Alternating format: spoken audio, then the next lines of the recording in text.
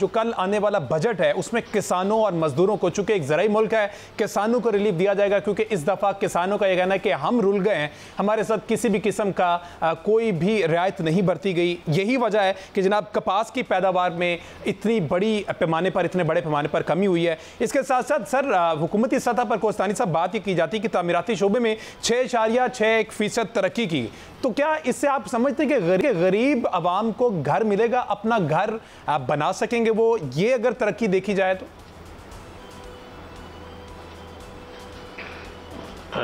जी देखें, पंजाब में अपना घर स्कीम जो वज़ीर आला मरियम नवाज शरीफ साहबा ने शुरू किया हुआ है और उसके तहत कई लोगों ने उसमें रिलीफ लिया है। जो बात आप कर रहे हैं कि कल बजट में, मैं समझता हूँ ये बजट जो कल आ रहा है, हक़ाइक़ जो भी आपके सामने कल आ जाएंगे, मगर हुकूमत की पूरी कोशिश है कि ज़राअत के सेक्टर में किसान को और जो आम आदमी, आप मज़दूर की बात कर रहे हैं, हम कोई मज़ीद बोझ उस पर ना लगाएं, किसी भी आम आदमी पे, गरीब आदमी पे बोझ ना पड़े।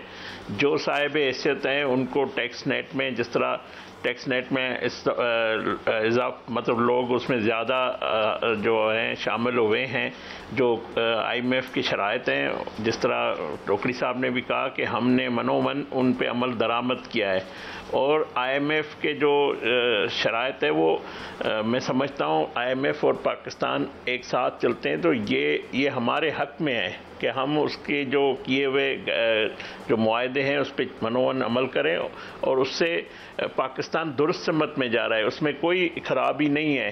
मगर जो सवाल आपका है, हमारी पूरी कोशिश है कि गरीब आदमी को रिलीफ मिले, कोई ऐसा नया बोझ उस पर ना पड़े। सबसे ज़्यादा जो तनख्वाहदार तबका जो आसान होता है, सब जिस पे टैक्स जो कटौती हो जाती है उनको, क्योंकि वो इजी अप्रोच है कि भाई उसके पैसे हैं उस पर हमने टैक्स बढ़ा दिया। इस दफ़ा हुकूमत की कोशिश है कि तनख्वाहदार तबके को भी बोझ न डाला जाए। हाँ, इंडस्ट्रियल है या साहिब हैसियत है या बिजनेसमैन है या कोई बड़ा जो काम करने वाला है, उस पर बिल्कुल टैक्स के जो भी है उसको टैक्स नेट में भी ज़्यादा से ज़्यादा टैक्स चोरी को रोका जाए। ले लेते हैं opposition leader Punjab assembly Malik Ahmad साहब ने भी ज्वाइन किया। मलिक साहब बहुत शुक्रिया, आपके वक्त है मलिक साहब।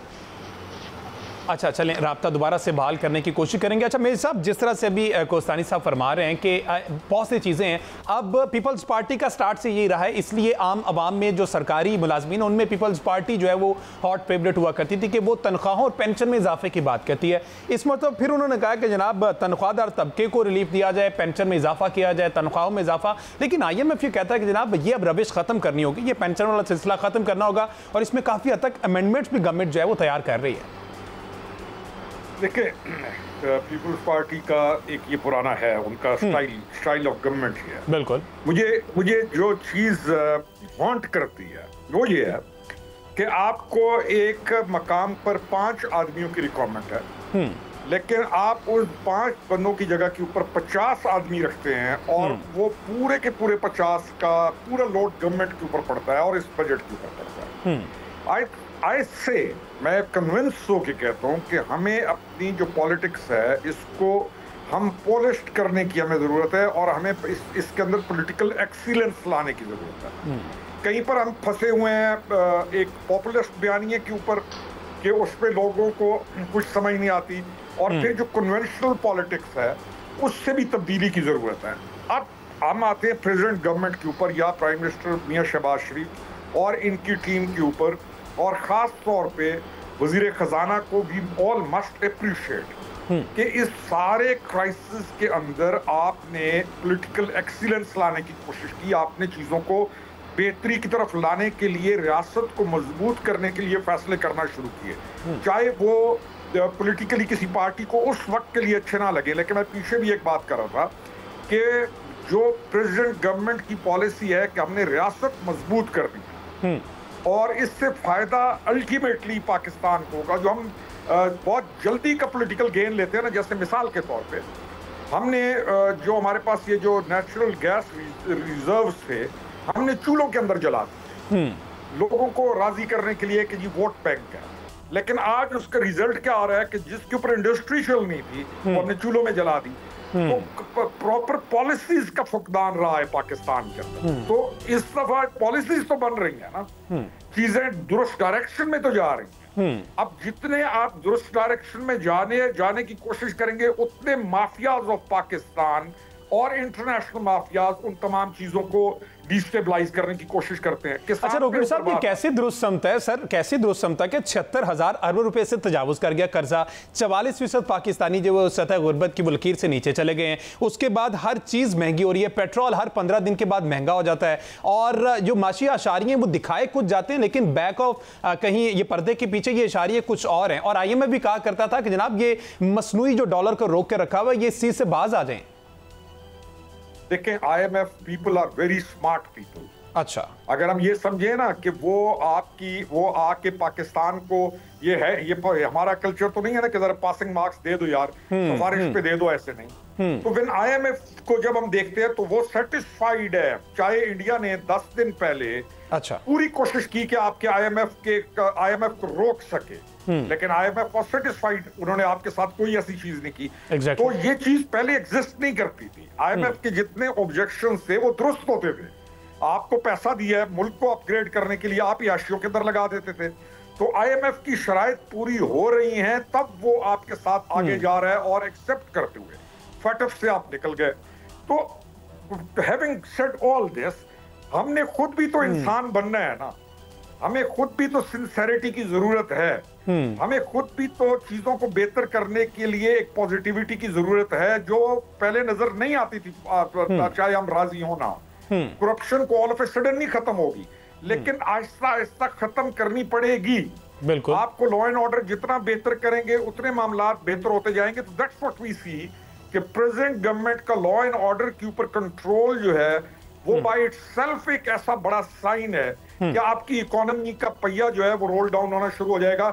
یہ نہیں ہے کہ کسی بڑے ٹائکون جو بزنس کرتا ہے یہ لینڈز کا, تو اسی کے فائلوں کے پہیے موو کریں. تو ہمیں اسمال میڈیم انڈسٹری کی طرف آنا ہے, کوٹیج انڈسٹری کی طرف آنا ہے, محنت کی طرف آنا ہے. یہ جو آپ کہتے ہیں نا غربت اور 44%, یہ نسل در نسل غربت کو اور کاہلی کو بھی ختم کرنا ہے. اسپیس دینا ہے لوگوں کو, کوئی اسکلڈ لیبر کی طرف لے کے آنا ہے اوورسیز. لیکن چیزیں ٹھیک ہو رہی ہیں. میں آپٹیمسٹک, میں شروع سے آپٹیمسٹک پرسنالٹی کا ہوں, اس کو ہٹا کے میں چھوڑ, ناٹ مائی سیلف. اب میں عید پہ گیا تو عید پہ آسانی ہے, پہلے کیوس تھا, آپ کا ٹماٹر وغیرہ ان کا ریٹ کنٹرول ہوا ہے. تو جب گورنمنٹ کنٹرول کرے گی تو اس کا افیکٹ نیچے آئے گا. آپ نے جب جعلی کھادیں بند کر دی, آپ نے جب جعلی بیج بند کر دی, جب آپ یہ جو سپرے ہوتے ہیں 2 نمبر بکتے ہیں مارکیٹ میں, یہ مافیاز آپ نے ختم کیے, تو ڈیفینیٹلی ریلیف اینڈ یوزر کو ملتا ہے. تو let's who for the best. خود آپ اور ہم مل کے کتنا بہتر کی کوشش کر رہے ہیں, دیٹس امپورٹنٹ.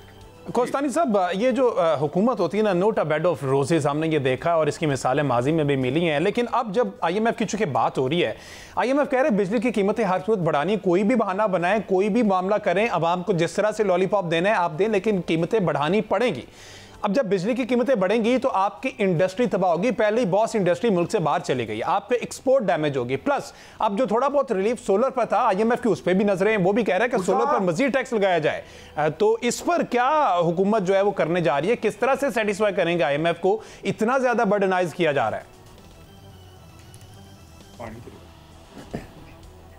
بات یہ کہ پاکستان میں جو پاور سیکٹر ہے اس میں سب سے زیادہ خرابی رہی ہے, اور پاور سیکٹر کی وجہ سے پاکستان کے خزانے پہ بھی زیادہ بوجھ بڑھا ہے, جس میں بجلی چوری ہو, لائن لاسز ہو, یا جو ڈسکوز ہیں اس میں بے قاعدگیاں ہیں.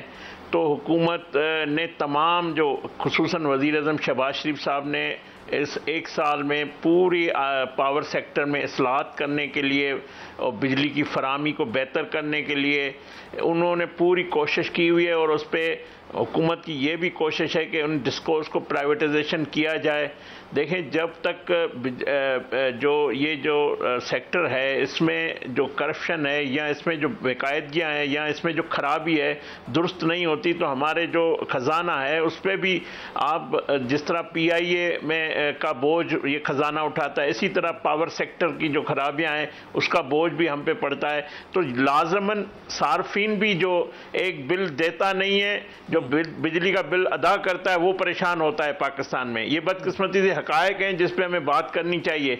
जो बिजली का जो चोरी कर रहा है उसको कोई फिक्र नहीं है, और जो बिल देता है वक्त पे उसके लिए कई प्रॉब्लम है। तो हमारी कोशिश है कि बिजली की फराहमी को उसको बेहतर किया जाए, इस पावर सेक्टर को, और ये जो खजाने पे इसका बोझ आता है तो IMF ज़ाहिर है हमारे पास अगर 100 रुपया है तो हम 100 के अंदर खर्चा करेंगे, हम 100 की जगह 200 तो नहीं लगा सकते।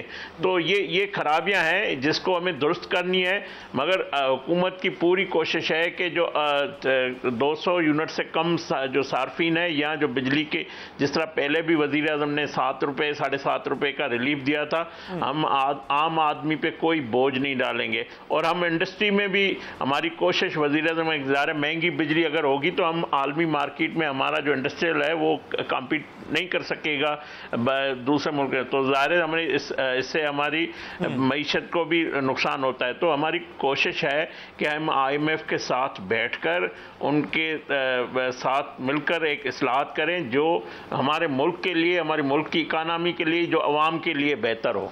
अच्छा कोस्तानी साहब, क्या लगता है गवर्नमेंट गिव अप करने जा रही है? ये जो सख्त रिस्ट्रिक्शंस जो हैं IMF की तरफ से लगाई गई हैं, बिजली को ले लें, पेट्रोल को ले लें, सोलर पर ले लें, IMF इस पर हाथ खड़े कर देगी पाकिस्तानी गवर्नमेंट की। एक ब्रेक के बाद इस पर मजीद भी कोस्तानी साहब से जानते हैं कि आखिर गवर्नमेंट का प्लान क्या है। वज़ीर आज़म शहबाज शरीफ ने डेफिनेटली काबीना को एड्रेस तो किया होगा,